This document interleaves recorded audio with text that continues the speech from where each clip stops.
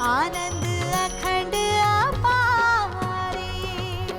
शिव सनकादिक आदिक इंचित, शेष न पावत पार मेरे वाला जी, शेष न पावत पारे, शेष न पावत पारे। जिनके चरणों में अनंत ज्ञान, प्रेम, आनंद और शांति का सागर लहरा रहा है, जिनकी कृपा के सागर की एक बूंद से ही समस्त ब्रह्मांड को अखंड मुक्ति का उपहार मिला है, जिनके हृदय से प्रवाहित होने वाली तारतम वाणी की अमृत धारा समस्त विश्व को अपने आंचल में समेट लेने वाली है, जिनको अपने हृदय मंदिर में बसा लेने पर एकरूपता का मधुर एहसास होता है, उस प्राणेश्वर, प्राण प्रियतम, प्राण वल्लभ, प्राण जीवन, प्राणनाथ के चरणों में हमारा सर्वस्व समर्पण है।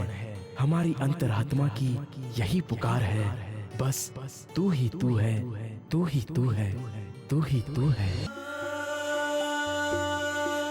भगवान से क्या पूछ रहे हैं देवर जी?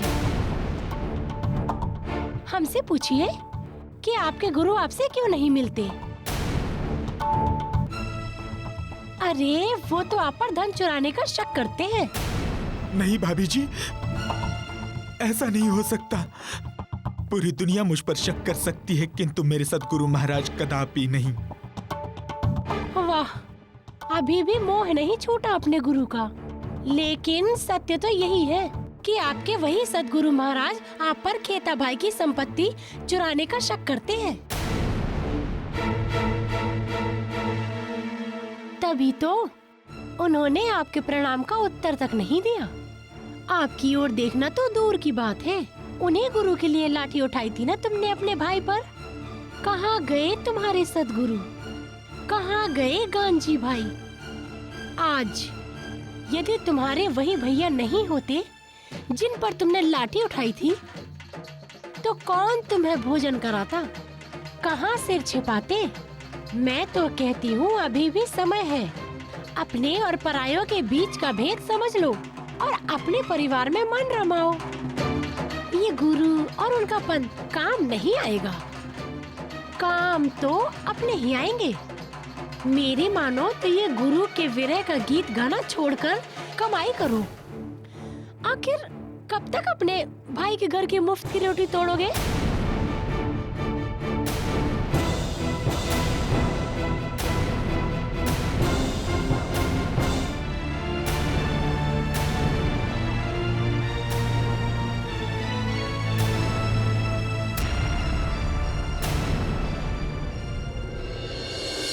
काटा हुआ जंगल हरा भरा हो जाता है, अस्त्र शस्त्र के घाव भी भर जाते हैं, किंतु मर्म भेदी कटु वचनों के घाव मन को हमेशा सालते रहते हैं। इस प्रकार भाभी के तीर के समान कटु वचनों को सुनकर श्री मिहिरराज जी को बहुत दुख हुआ। उन्होंने ध्रोल के राजा कलाजी के पास जाकर मंत्री पद संभाल लिया। मंत्री पद पर कार्य करते हुए उन्हें 2 वर्ष बीत गए। इसी बीच राज्य का कर जमा करने के लिए उन्हें 8 महीने के लिए अहमदाबाद भी जाना पड़ा। तब उनकी अंतरात्मा से आवाज आई कि ऐसे राजाओं और बादशाहों की चाकरी और चापलूसी करने से तो अच्छा सद्गुरु की डांट सुननी और उनकी सेवा करनी है। राजाओं से सांसारिक धन की प्राप्ति होती है तो सद्गुरु से अलौकिक धन की प्राप्ति होती है। ऐसा विचार कर वे दीवान पद छोड़ने का उद्यम करने लगे। इसी समय श्री देवचंद्र जी के धाम गमन का समय भी नजदीक आ गया।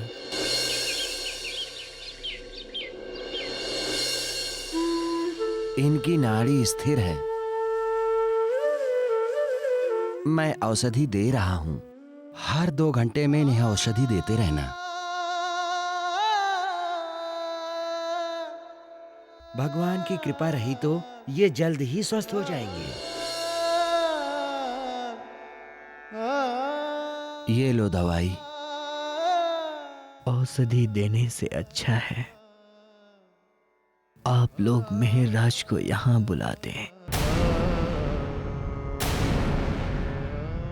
मैं ठीक हो जाऊंगा। कहाँ है वो? सुना है वो 2 वर्षों से धरोल के राजा कल्ला जी के यहाँ मंत्री पद पर कार्य कर रहे हैं। बिहारी, जी पिताजी। तुम जाकर मिहिर राज को बुला लाओ। जी वो मैं। अब देर ना करो, जल्दी से उसे यहाँ ले आओ। उनसे मिले बिना तो मैं धाम भी नहीं जा सकता।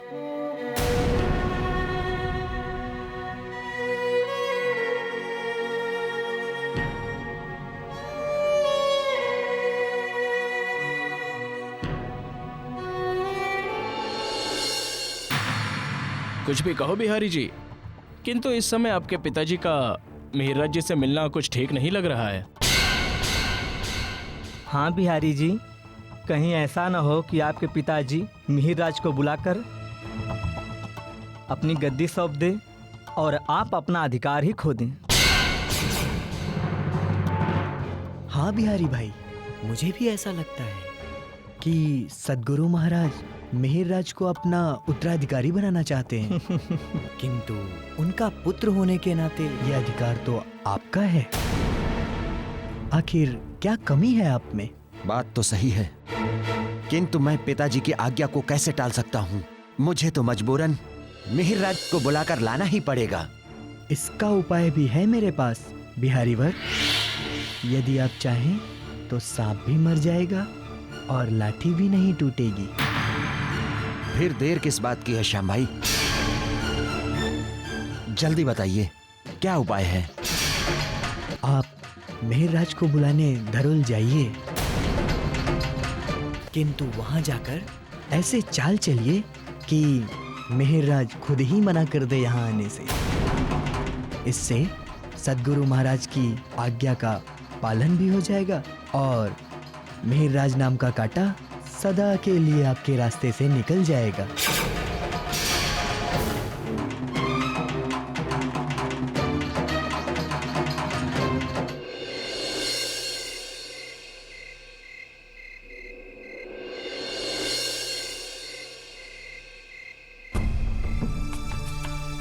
ऐसे राजाओं और बादशाहों की चाकरी और चापलूसी करने से तो अच्छा सद्गुरु महाराज जी की डांट सुनना और उनकी सेवा करना है। न जाने मुझे सद्गुरु महाराज कब बुलाएंगे। सद्गुरु महाराज के पास जा भी तो नहीं सकता। समझ में नहीं आता क्या करूं।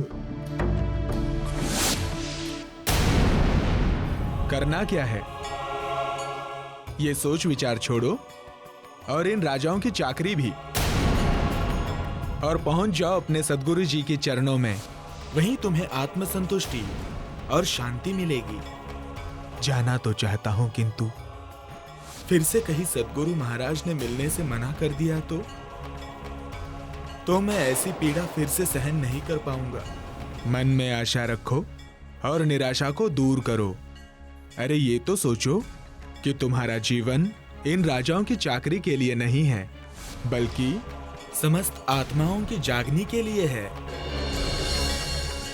पहुंच जाओ अपने सद्गुरु महाराज के पास, वही तुम्हारा कल्याण है। मैं ऐसा ही करूंगा। आज ही राजा से इस बारे में बात करके उन्हें त्यागपत्र सौंप देता हूं।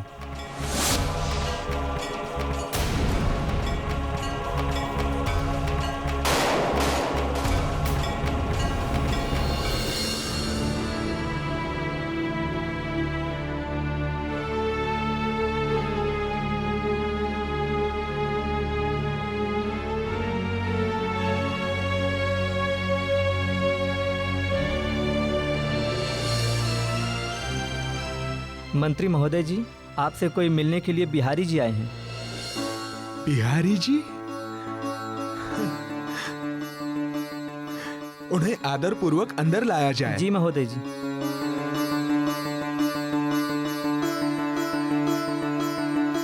हे धनी, आज आपने ही मेरे मन में आशा और विश्वास से परिपूर्ण विचार पैदा किया है और उन्हें पूर्ण करने की परिस्थिति भी बना दी है और बिहारी जी को यहाँ भेज दिया है।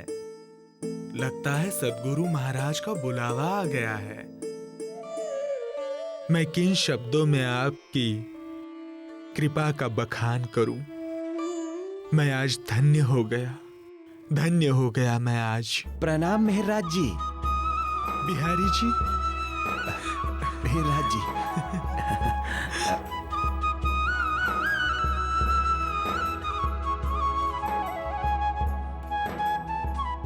आप कैसे हैं? सद्गुरु महाराज जी कैसे हैं? उनका स्वास्थ्य तो ठीक है ना? क्या वो मुझे याद नहीं कर? क्या उन्होंने कभी मुझसे मिलने की इच्छा नहीं प्रकट की? अच्छा, एक बात बताइए, उनकी नाराजगी का कारण क्या था? उन्होंने मेरा प्रणाम क्यों नहीं स्वीकार किया था? आप अनावश्यक रूप से क्यों चिंतित हो रहे हैं मेहराज जी? ऐसी कोई बात नहीं है। वे आपसे नाराज नहीं हैं। कदाचित आप ही को कोई भ्रम हुआ है। राज जी करे ये मेरा भ्रम ही निकले। और बताइए बिहारी जी कि अपने भाई को कैसे याद किया? मैं आपकी क्या सेवा कर सकता हूँ? दरअसल पिताजी का स्वास्थ्य थोड़ा खराब है। वैद्य जी ने उन्हें अंबर और कस्तूरी का सेवन कर आराम करने की सलाह दी है और सुना है दरोल की अंबर कस्तूरी शुद्ध होती है। सो मैं यहाँ चला आया लेने के लिए। अच्छा किया जो आप यहाँ चले आए। मैं अभी शुद्ध अंबर और कस्तूरी का बंदोबस्त करके आपके साथ चलता हूँ। नहीं मेहरराज जी, आप तो केवल अंबर कस्तूरी का बंदोबस्त कर दीजिए और आप बाद में पधारिए, क्योंकि गांजी भाई का परिवार अभी भी आपसे नाराज है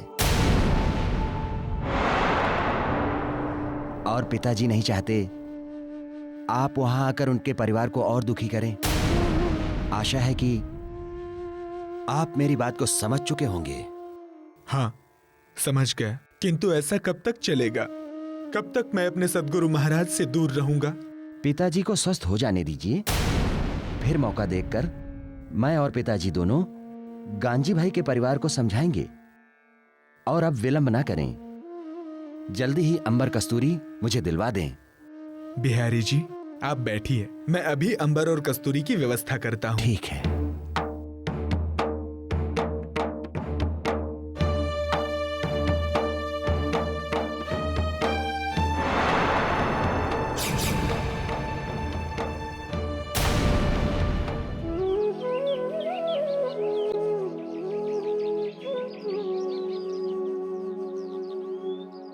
जान हून कोड़ धड़ धड़ धड़ कोड़ मथन मत्था मत्था कोड़ मुंह मुंह मुंह कोड़ जीभन हितरा मिड़ी तो ही जा तांजे भाल तो ही जे ही कड़ी पूजी तेन सगन जान हून कोड़ धड़ धड़ धड़ कोड़ मथन मत्था मत्था कोड़ मुंह मुंह कोड़ जीभन हितरा मिड़ी तो ही जा तांजी गुण गिनन भाल तो ही जे ही कड़ी पूजी तेन सगन पूजी तेन सगन पूजी तेन सगन।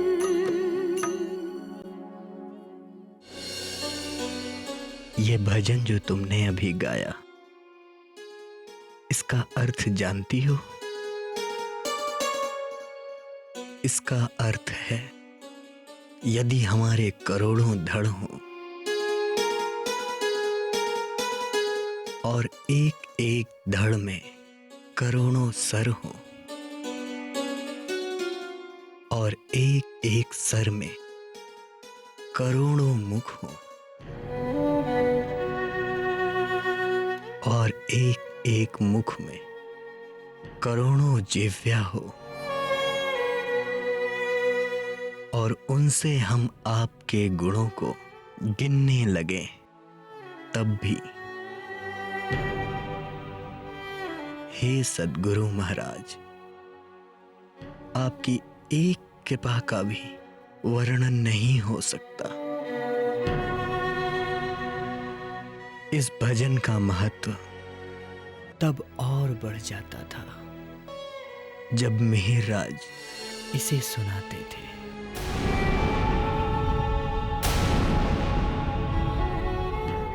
ऐसा लगता था जैसे कानों में सारे संसार का रस घोल दिया हो।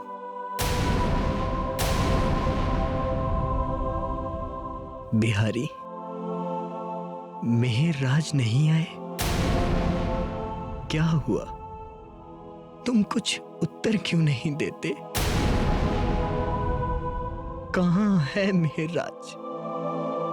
वे नहीं आए। किंतु क्यों? ये तो मैं नहीं जानता, किंतु जब मैंने उनसे कहा कि आप बीमार हैं और मिलना चाहते हैं, तब उन्होंने ये औषधि देकर कहा कि उन्हें आने का समय नहीं है, वे नहीं आ पाएंगे। नहीं, मेरा मन नहीं मानता।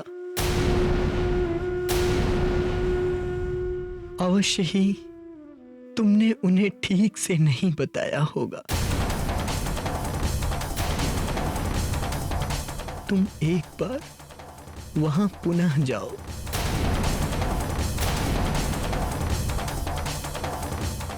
और उन्हें समझाकर किसी भी तरह यहां ले आओ।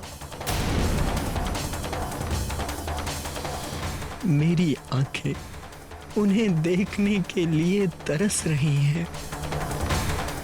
क्षमा कीजिए पिताजी, किंतु अब मैं वहां हरगिज नहीं जाऊंगा। कितनी अजीब बात है ना पिताजी, जो मिहिरराज आपसे मिलना नहीं चाहते, जिसने आने से साफ इनकार कर दिया, मेरे लाख कहने और यहां तक कि हाथ जोड़कर विनती करने पर भी मुझे टका सा जवाब दे दिया। आप उसके नाम की रट लगा रहे हैं, यहां तक कि आपको अपने बेटे पर विश्वास नहीं है और मुझ पर ठीक से बात ना कहने का दोष लगा रहे हैं। ये कैसा अनुराग है आपका, जो अपने बेटे की बजाय एक शिष्य को महत्व दे रहे हैं, उनसे मोह जता रहे हैं। आखिर क्यों? क्योंकि मेरा और उनका आत्मा का संबंध है। माना कि तुम मेरे पुत्र हो, मेरा रक्त हो, किंतु अध्यात्म में सांसारिक और पारिवारिक रिश्तों का कोई महत्व नहीं होता। मेरी जो कुछ भी भौतिक संपदा है, वो सब तुम्हारी है।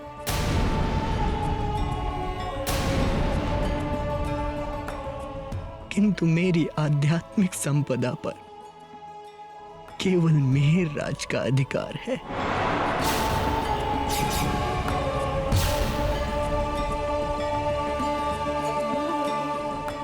समझने का प्रयास करो बेटा। मिहिरराज से मिले बिना, उसे दिलासा दिए बिना मैं ये तन छोड़कर धाम में भी नहीं जा सकता।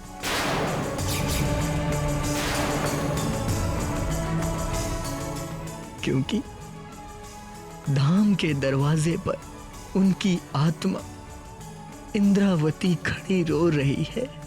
विरह कर रही है। वास्तव में इंद्रावती का हृदय ही वह धाम है जहां इस नश्वर देह के त्याग के पश्चात मुझे जाना है।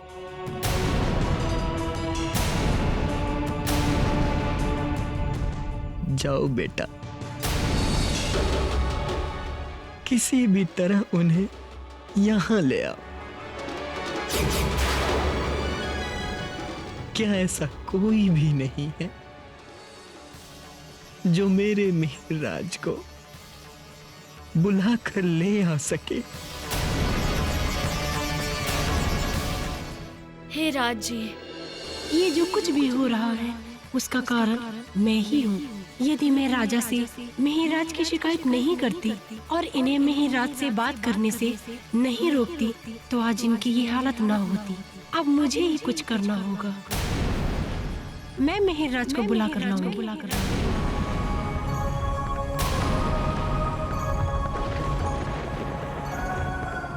वो मेरी भूल के कारण ही यहाँ से गए हैं।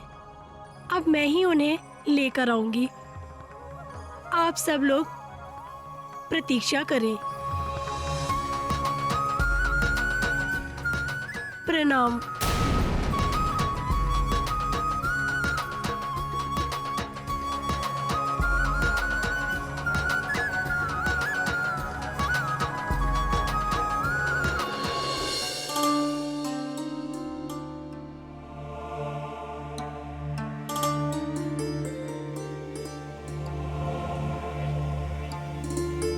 प्रणाम।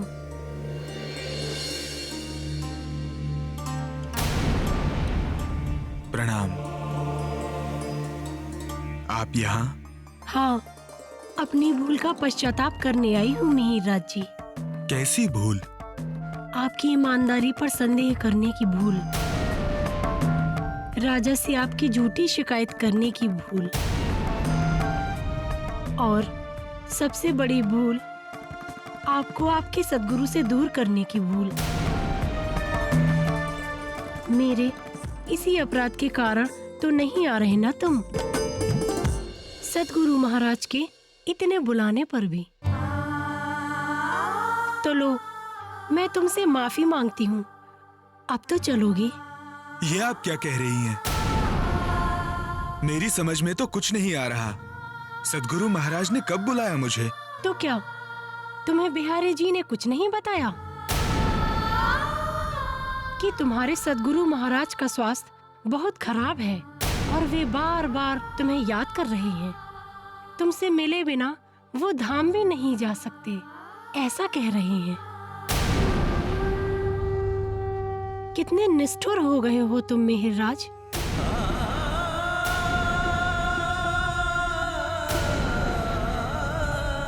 तभी तो ये खबर सुनने के उपरांत भी स्वयं आने की बजाय उनके लिए बिहारी जी के हाथ मात्र औषधि भिजवा दी। नहीं, ऐसा तो मुझे किसी ने नहीं बताया। अगर ये सब मुझे पता होता तो क्या मैं चुपचाप बैठा रहता? मैं तो स्वयं आना चाहता था, किंतु बिहारी जी ने मुझसे कहा कि आप सब मुझसे नाराज हैं और मुझे बुलाकर सद्गुरु महाराज आप सबको दुखी नहीं करना चाहते। बस इसीलिए मैं विवश होकर रुक गया। अन्यथा ये तो हो ही नहीं सकता कि सद्गुरु महाराज मुझे बुलाए और मैं ना आऊं। सच मैं तो एक एक पल उनसे मिलने की प्रतीक्षा कर रहा था। तो अब ये समझो कि वो प्रतीक्षा समाप्त हो चुकी है, इसीलिए अब एक पल की भी देर ना करो और चलो मेरे साथ। जी, आप बस कुछ देर यहाँ विश्राम कीजिए। मैं अभी राजा से आज्ञा लेकर आता हूँ। उसके बाद हम शीघ्र ही यहाँ से प्रस्थान करेंगे।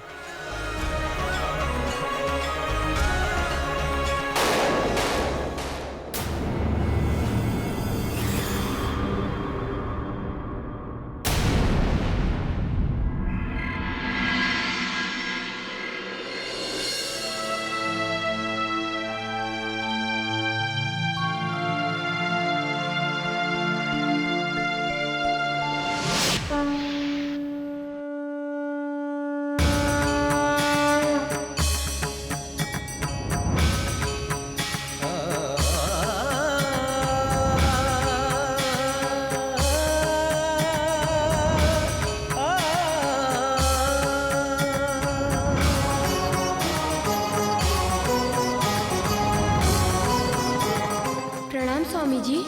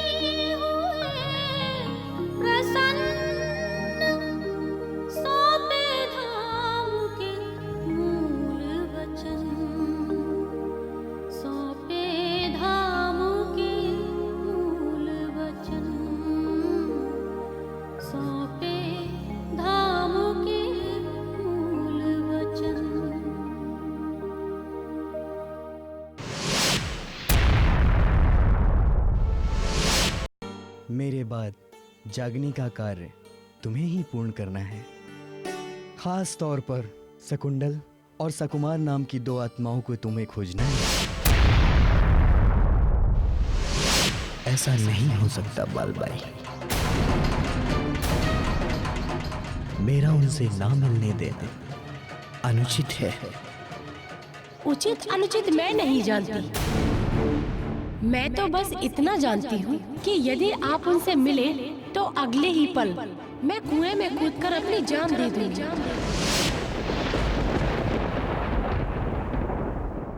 मैं चाह रहा हूँ सद्गुरु महाराज,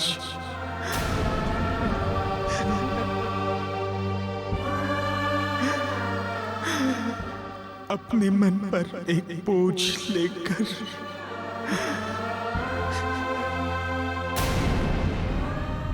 कि न जाने क्यों आपने मुझे अपने दर्शनों से वंचित कर रखा है।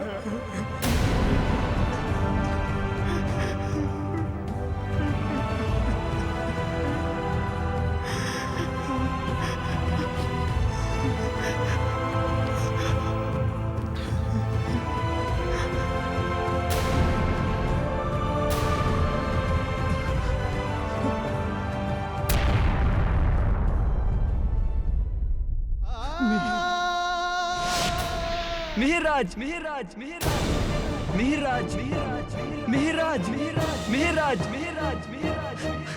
मिहिराज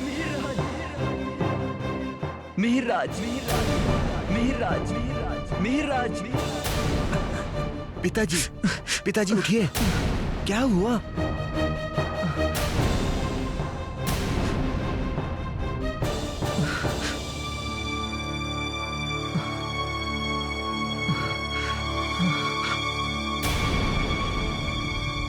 मिहिराज नहीं आए अभी तक। जो मेरे बुलाने पर नहीं आए वो बाल भाई के बुलाने से क्या आएंगे? आप देखना, वे भी मेरी तरह खाली हाथ आएंगी।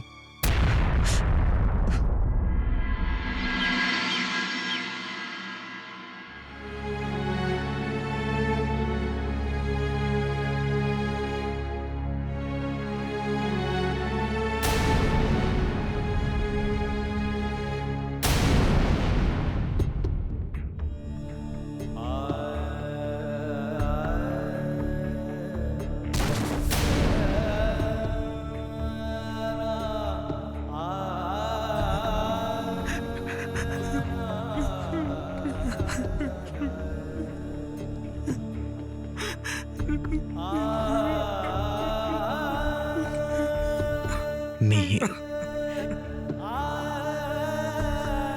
मेरे प्राण आ गए तुम। मैं आ गया सद्गुरु महाराज।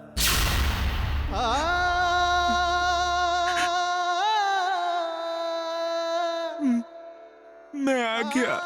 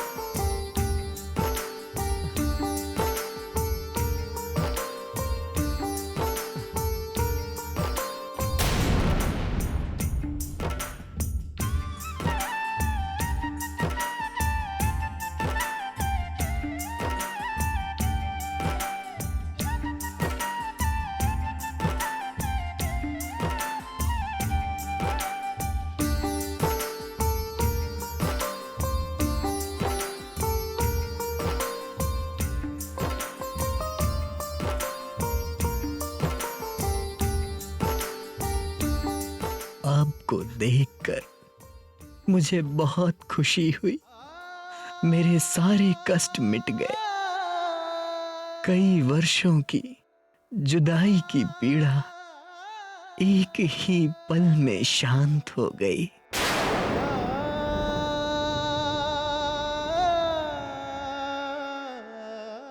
मुझे भी आपसे मिलकर ऐसी ही अनुभूति हो रही है सद्गुरु महाराज। मैं तुम्हें बार बार याद कर रहा था, तुम्हें बुलाने के लिए।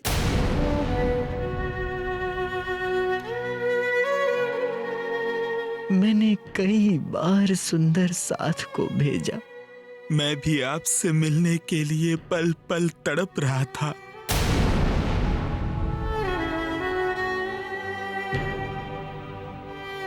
किंतु कहीं आप फिर से मुंह न फेर ले, इस डर से नहीं आ पा रहा था। और मुझे ये बात स्पष्ट रूप से किसी ने बताई भी नहीं कि आप मुझे बार बार याद कर रहे हैं। बाल बाई के मुख से जैसे ही मैंने सुना, मैं आपसे मिलने के लिए तुरंत चला आया। मैं जानता हूं मेहरराज कि तुम बेगुनाह हो, किंतु वो मेरी विवशता थी कि मैंने तुमसे मुंह फेर लिया था और अपने मुंह पर चादर ढक ली थी।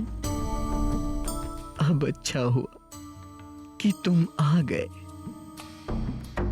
अब तो कहीं वापस सांसारिक कार्यों में नहीं जाना है। नहीं सद्गुरु महाराज, अब मैं कहीं नहीं जाऊंगा। मैंने मंत्री पद की जिम्मेदारी दूसरे व्यक्ति को सौंप दी है और राजा कलाजी से भी बात कर ली है।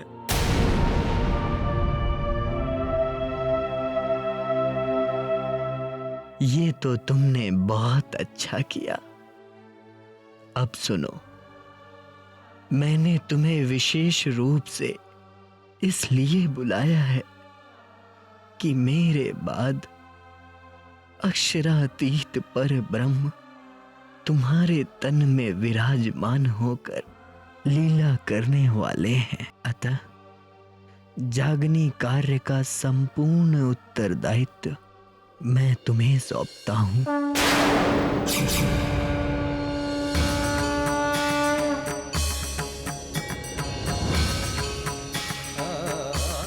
तुम्हें सभी आत्माओं को, खासकर शाकुंडल और शाकुमार को खोजकर उन्हें निज स्वरूप की पहचान कराना है और अपने निज घर चलना है।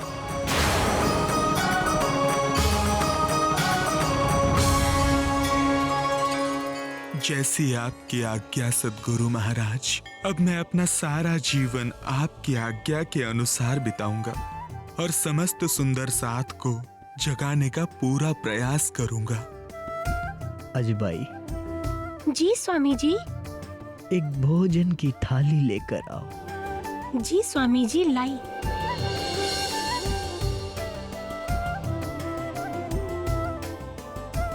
बिहारी, तुम मेरे नस्ली पुत्र हो, मेरी समस्त भौतिक संपदा के वारिस, और मेहरराज मेरे नजरी पुत्र हैं और मेरी आध्यात्मिक संपदा के ये वारिस हैं। इसलिए रिश्ते में तुम दोनों भाई ही हो।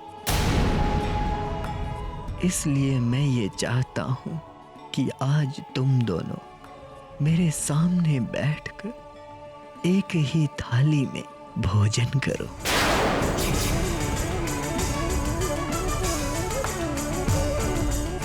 और अपनी सारी दूरियां मिटा दो और मुझे विश्वास दिला दो कि मेरे जाने के बाद तुम दोनों में कोई विवाद नहीं होगा। जो आज्ञा सद्गुरु महाराज।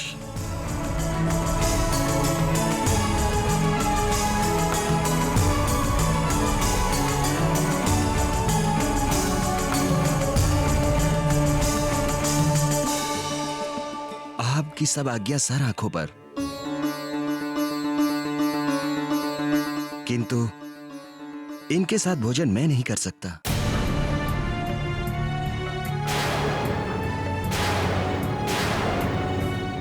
मुझे इनसे ना तो कोई स्नेह है, ना इनके प्रति कोई भावना। इसलिए आप तो मुझे क्षमा ही करें।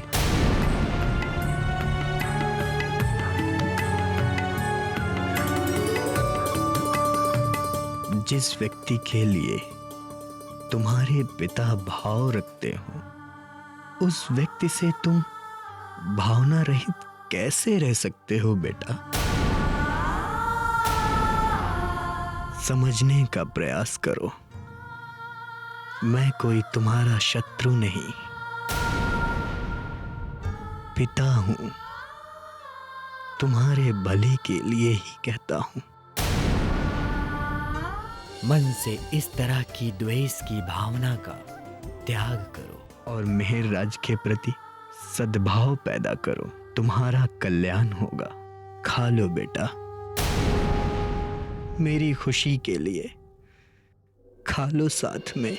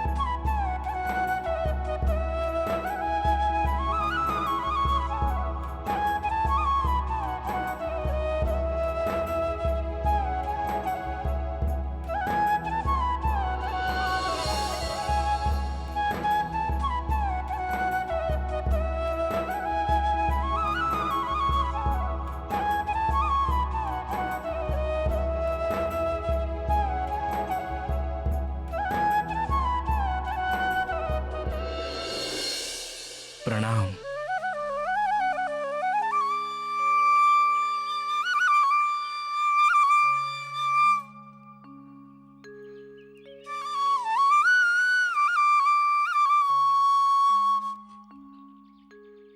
इस प्रकार मेहरराज जी श्री देवचंद्र जी के पास कुल 22 दिनों तक रहे और इन 22 दिनों में उन्हें श्री देवचंद्र जी ने भविष्य में होने वाली सभी मुख्य घटनाओं के विषय में संक्षेप में बता दिया। उन्होंने शाकुंतल और शकुमार की आत्माओं को जागृत करने पर विशेष जोर दिया और इसके बाद सारे सुंदर साथ को आत्मिक सुख देने का उत्तरदायित्व सौंपकर संवत 1712 में भादो सुदी चतुर्दशी की रात उन्होंने अपने नश्वर देह का त्याग कर दिया और श्री मेहरराज जी के हृदय धाम में विराजमान हो गए, जिससे वे अब मेहरराज से अक्षरातीत प्राणनाथ हो जाते हैं। आगे जिस सुंदर साथ ने भी उनके तन में विराजमान प्रियतम पर ब्रह्म श्री राज जी की पहचान की, उन्होंने उन्हें प्राणनाथ श्री जी साहिब कहकर संबोधित किया। इधर देवचंद्र जी के धाम गमन के बाद सभी सुंदर साथ पुनः माया में मग्न हो गए, सांसारिक चाहनाओं और चिंताओं में उलझ गए। उन्हें यह पहचान ही नहीं रही कि कौन आया था, उसने हमें क्या उपदेश दिया था और कहाँ चला गया? उन सुंदर साथ के हृदय में धाम चलने की जरा भी तड़प न रही। गांगजी बाई के घर आना सब ने बंद कर दिया। चर्चा सत्संग बंद हो गए और तब एक दिन बालबाई कुछ विचार करके श्री मेहराज जी के पास आई।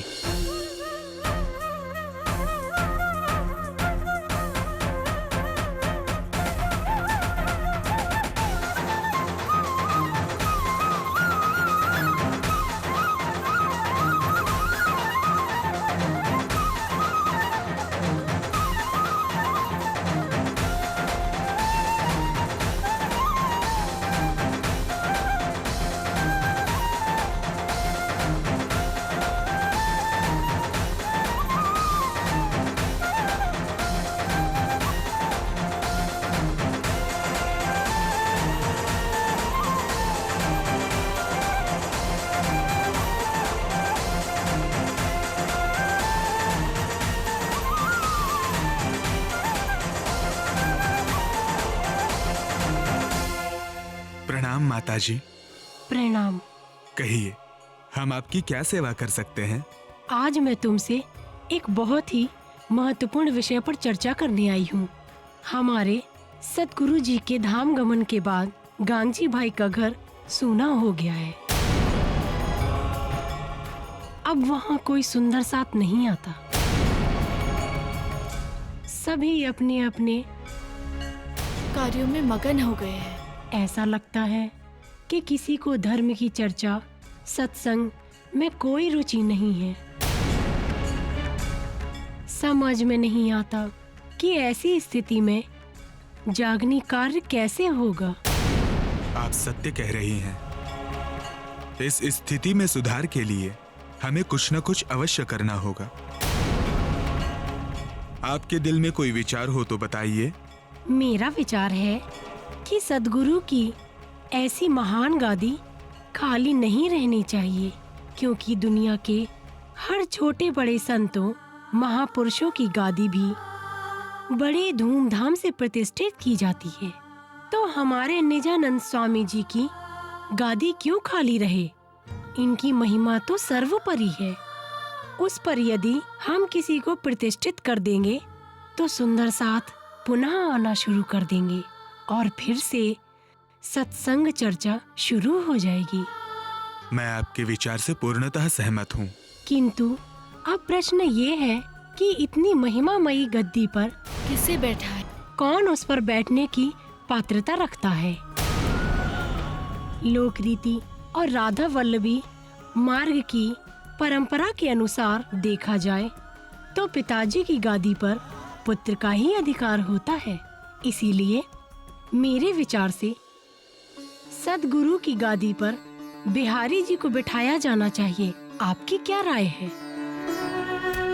वैसे तो सद्गुरु जी ने जागनी कार्य का सारा उत्तरदायित्व मुझे सौंपा था, किंतु अब इनके निर्णय के आगे मैं कर ही क्या सकता हूँ। राज्य की जैसी इच्छा। मैं एक सुंदर साथ के रूप में ही जागनी कार्य का प्रयास करता रहूंगा। जैसी आपकी इच्छा। मैं भी इस निर्णय से सहमत और प्रसन्न हूँ। आप बिहारी जी को सद्गुरु जी की गद्दी पर बिठाने की तैयारी कीजिए। लेकिन सुंदर साथ ने उन्हें स्वीकार नहीं किया तो? उसकी चिंता आप न करें। सर्वप्रथम मैं बिहारी जी को प्रणाम करूंगा और सभी सुंदर साथ को समझाऊंगा। फिर मुझे देखकर सभी सुंदर साथ भी बिहारी जी को प्रणाम करने लगेंगे।